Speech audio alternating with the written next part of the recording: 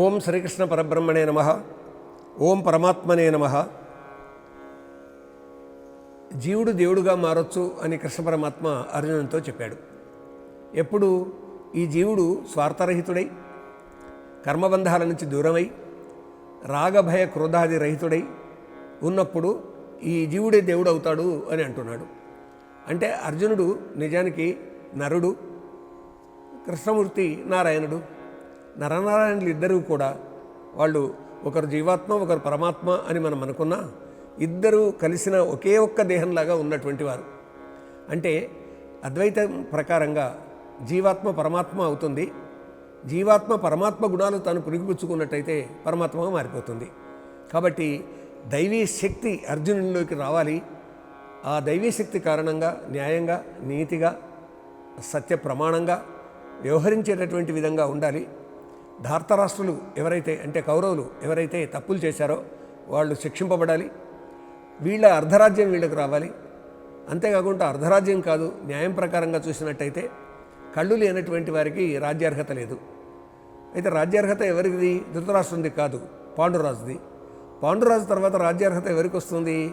పాండవులకు వస్తుంది. అంటే ధర్మరాజు, భీముడు, అర్జునుడు, నకులుడు, సహదేవుడు వీళ్లకు రాజ్యార్హత ఉంటుంది. కానీ మాయాజూదంతో మోసం చేసేసి 12 ఏళ్ళ అరణ్యవాసం, 1 ఏడు అజ్ఞాతవాసం చేసి తిరిగి వచ్చినా కానీ వాళ్ళ అన్నమాట ప్రకారంగా నిలబడడానికి సిద్ధంగా లేరు.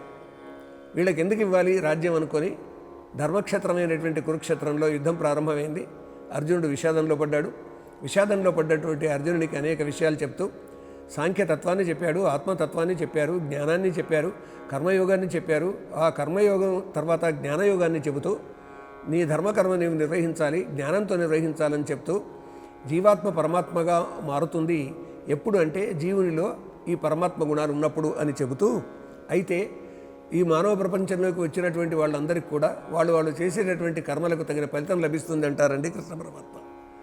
ఎంత ఆశావాదం అంటే ఇవాళ ప్రపంచంలో నేను ఒక పని చేస్తున్నాను, నా పనికి తగ్గ ఫలితం వస్తుందా? ఉదయం నుంచి సాయంకాలం వరకు మామూలుగా ఒక కూలీ పనికే వెళ్ళామనుకోండి, సాయంకాలం నా శ్రమకు తగినటువంటి ఫలితం నాకు వస్తుంది అని ఎవరైనా ఎదురు చూస్తారు కదా.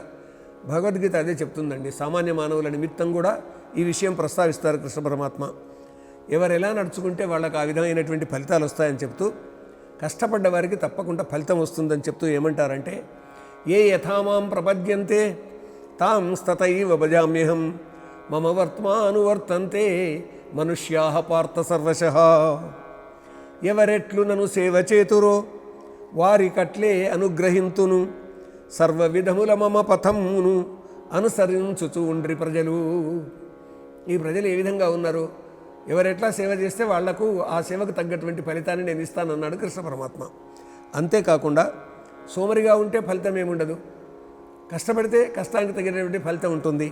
అందుకొరకని చెప్పేసి సర్వ విధముల మమ పథమును అనుసరించుచు ఉండ్రి మనుజులు. నేను ఏ మార్గంలో అయితే నేను నడుస్తుంటానో ఆ మార్గంలో ఈ ప్రజలందరూ నడుస్తారు అని, ఈ మానవులంతా నడుస్తారు అని. ఎందుకంటే దైవీ మార్గం ఒకటి ఉన్నది, మనకు తెలుసు కదండి. మత్స్య కూర్మ వరాహ నారసింహ వామన రామో రామశ్చ రామ.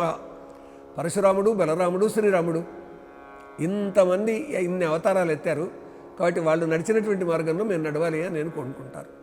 ఇదివరకే కృష్ణ పరమాత్మ చాలా చక్కగా చెప్పారండి. శిష్టజనులు ఎవరైతే ఉన్నారో ఆ శ్రేష్ఠులు ఏ మార్గంలో నడుస్తుంటారో వాళ్ళని మిగతా వాళ్ళు అనుసరిస్తారు అని.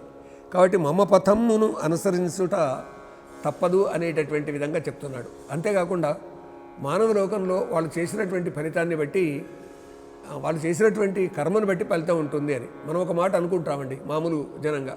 పిండి కొద్దీ రొట్టె, శ్రమ కొద్దీ లాభం. కాబట్టి కష్టే ఫలి. ఏం పని చేయకుండా ఉన్నట్టయితే ఏ లాభం ఉండదు, ఏ ఫలితము రాదు. ఒక సింహం ఉందండి, నేను సింహాన్ని, కాబట్టి ఇక్కడ కూర్చుంటా.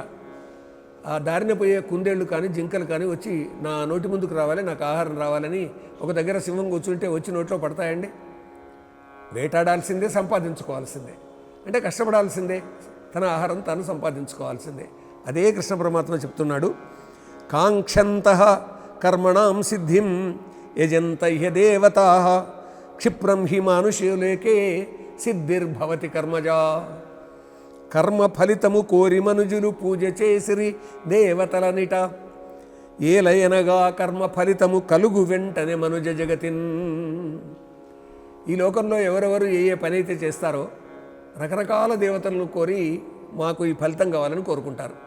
శ్రీ ఆంజనేయం ప్రసన్నాంజనేయం ప్రభా దివ్యకాయం అని ఆంజనేయ స్వామిని కోరి నాకు శక్తి కావాలి పరమాత్మ అని కోరుకుంటారు. అదేవిధంగా కృష్ణ పరమాత్మను ఆరాధిస్తూ ఉపాసిస్తూ స్వామి నాకు ఈ జ్ఞానం కావాలి అని కోరుకుంటారు. అవును, గీతా జ్ఞానం కావాలి. కానీ ఎవరెవరు ఏ ఏ పనులు చేస్తూ ఏవేది కావాలని కోరుకుంటారో ఈ మానవ లోకంలో, అంటే ఈ కలియుగంలో ఈ మానవ లోకంలో వాళ్లకు వాళ్ళ కర్మను బట్టి ఫలితాలు వస్తాయి అని అంటారు కృష్ణ పరమాత్మ. కర్మ ఫలితము కోరే పని చేస్తాడు మనిషి. చూడండి, జన వ్యవహారంలో మనము విద్యార్థి చదువుతున్నాడు, దేని కొరకు? తాను ఉత్తీర్ణుడు కావాలి, పాస్ కావాలి. నిరుద్యోగి తాను ఉద్యోగం కొరకు శిక్షణ పొందుతున్నాడు. ఈ శిక్షణ ఎందుకు పొందాలి? అధ్యాపక శిక్షణ ఎందుకు పొందాలి? కండక్టర్ శిక్షణ ఎందుకు పొందాలి? డ్రైవర్ శిక్షణ ఎందుకు పొందాలి? అంటే ఆ ఉద్యోగాల కొరకని. అంటే వాళ్ళు పొందేటటువంటి శిక్షణ బట్టి, చేసేటటువంటి కర్మను బట్టి వాళ్ళకు ఫలితాలు తప్పకుండా ఉంటాయి మానవ జగత్తులో అని చెప్తున్నారు కృష్ణ పరమాత్మ. అయితే నీవు అందులో నైపుణ్యాన్ని సంపాదించినట్టయితే నీకు ఈ ఫలితం వస్తుంది అనేటటువంటిది ఆధునిక కాలంలో మనము చెప్పుకుంటూ ఉంటాం. కానీ మానవ జగత్తులో తప్పకుండా ఫలితాలు వస్తాయి. కానీ ఫలితం నాకే రావాలని కోరుకోకూడదు. దానివల్ల స్వార్థం పెరిగిపోతుంది. అవతలి వాడికి వచ్చేటటువంటి ఫలితాన్ని ఆపేయాలనేటటువంటి స్వార్థంతో అవతలి వాడికి ఆటంకాలు కలిగించే విధంగా మనిషి ప్రవర్తిస్తాడండి.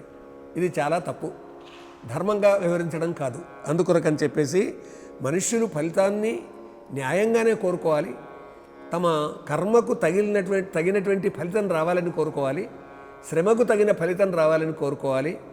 ఉదయం నుంచి సాయంకాలం వరకు పనిచేసిన వ్యక్తికి సాయంకాలం పూట అతనికి 5 వేళ్ళు నోట్లోకి వెళ్ళేటంత అన్నమన్న దొరకాలి కదా. ఇది న్యాయం, ఇది ధర్మం. కాబట్టి మానవులకు కర్మ ఫలితం తప్పకుండా కలుగుతుంది. ఒక విద్యార్థి కానీ, ఒక రైతు కానీ, ఒక వ్యాపారి కానీ, ఒక ఉద్యోగి కానీ. ఒకసారి ఆలోచించండి, భారతదేశ స్వాతంత్ర్య ఉద్యమం సందర్భంగా ఏం జరిగింది? జాతీయ నాయకులందరూ కూడా దేశానికి స్వాతంత్ర్యం కావాలని కోరుకున్నారు కదా. వాళ్ళు కోరుకున్నారు కాబట్టి వాళ్ళ పనికి తగ్గట్టుగా ఫలితం వచ్చేసింది. ఓ భగత్ సింగ్, ఓ రాజ్గురు, ఓ సుఖదేవ్, ఓ చంద్రశేఖర్ ఆజాద్, ఓ నేతాజీ సుభాష్ చంద్రబోస్ వాళ్ళందరూ కోరుకున్నారు. కాబట్టి వాళ్ళు చేసిన కర్మకు తగిన ఫలితం లభించింది అనేది గ్రహించాలి. అందుకే ఇక్కడ అర్జునుని నిరాశపడకుండా నీవు యుద్ధం చేస్తే యుద్ధ ఫలితం వస్తుంది, కానీ యుద్ధ ఫలితం నీ ఒక్కంది కాదు అందరిది అనేటటువంటి భావనతో చేయమన్నాడు. నిష్కామంతో చేయమన్నాడు. అంటే తన ఒక్కనికే అంతా కావాలనే కోరిక కాదు అని. కాబట్టి ఆ విధంగా మానవులకు కర్మ ఫలితం తప్పకుండా కలుగుతుందని. అయితే సత్కర్మ చేయాలి, చిత్తశుద్ధి ఉండాలి, దానివల్ల జ్ఞానప్రాప్తి కలుగుతుంది. ఆ జ్ఞానప్రాప్తే ముక్తిగా భావించండి అని ఈ విధమైనటువంటి సందేశాన్ని ఇస్తున్నాడు కృష్ణ పరమాత్మ. ఇది స్వీకరిద్దామండి ఈ సందేశాన్ని. యత్ర యోగేశ్వర కృష్ణో యత్ర పార్థో ధనుర్ధరః తత్ర శ్రీ విజయోభూతి ధ్రువ. స్వతంత్ర భక్తి యూట్యూబ్ ఛానల్ ని సపోర్ట్ చేయండి. మీకు ఈ వీడియో నచ్చితే లైక్ చేయండి, మీ స్నేహితులకు శ్రేయోభిలాషులకు షేర్ చేయండి, మీ అభిప్రాయాలను కామెంట్ చేయండి. సబ్స్క్రైబ్ చేయడం మాత్రం మర్చిపోకండి. స్వతంత్ర భక్తి YouTube channel. Please like, share and subscribe.